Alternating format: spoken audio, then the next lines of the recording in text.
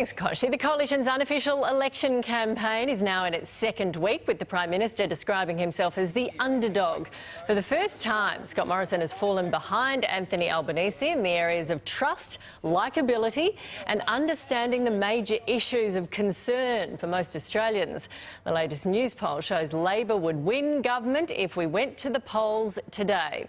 Joining me now is the alternate Prime Minister, Opposition Leader Anthony Albanese. Good morning to you. Now, if Scott Morrison, Good morning, Nat. If Scott Morrison's the underdog, what does that make you? Well, he's not at all, of course. Labor's only won government from opposition 3 times since the Second World War. So we have a mountain to climb.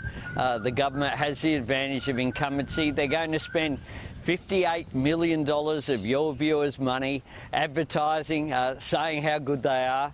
And we've seen this week again more misinformation and strategies of just going out there and saying anything, really, to try to run a scare campaign in the lead up to the next election. It's a different approach, isn't it, that we're seeing now? Because one of the criticisms of that big report Labor did last time was that you guys thought you had it in the bag.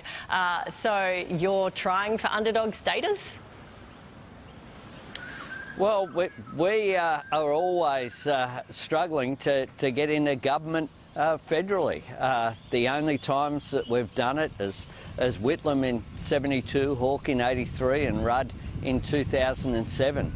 This is a government, though, that is shooting for a second decade in office, that don't really have plans for the country, that don't have a plan to take us forward. They seem to be scared of the present and terrified of the future, which is why they're concentrating on scare campaigns. What we're doing is putting forward positive plans, such as our plan to give access to high-speed broadband to an additional 1.5 million homes and businesses, particularly in our outer suburbs and in our regional communities, and that's the announcement that we have today. It's a great example of where the government's gone wrong, replacing the fibre rollout of NBN with last century's copper technology, which simply isn't up to the task. Can you believe this government has purchased 60,000 kilometres of copper wire, enough to wrap around the earth 1.5 times in the 21st century? That's outdated.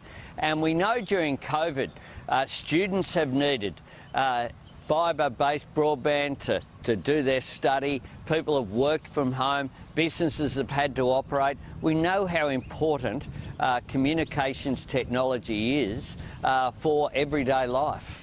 Well, the Prime Minister says if everyone votes for you, petrol prices and inflation will go up.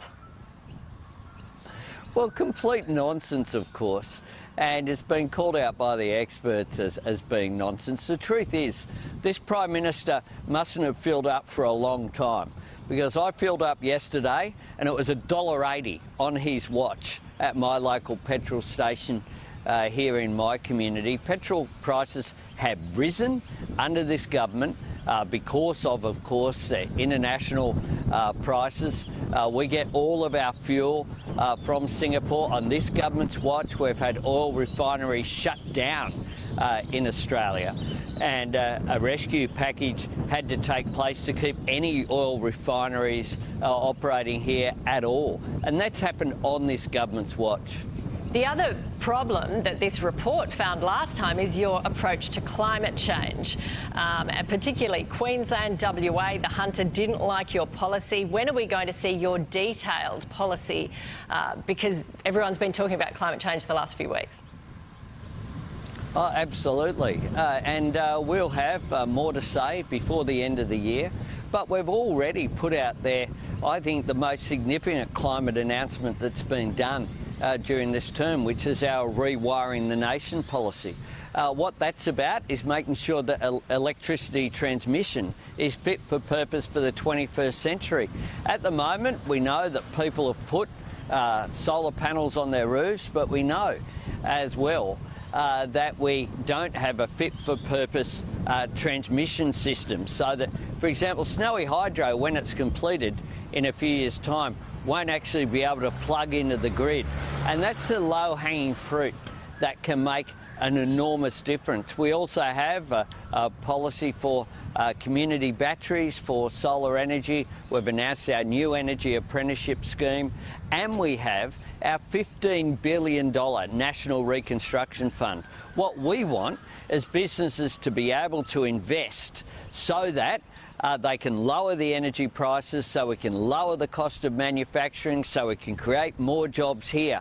And today's National Broadband Network announcement is on par with that.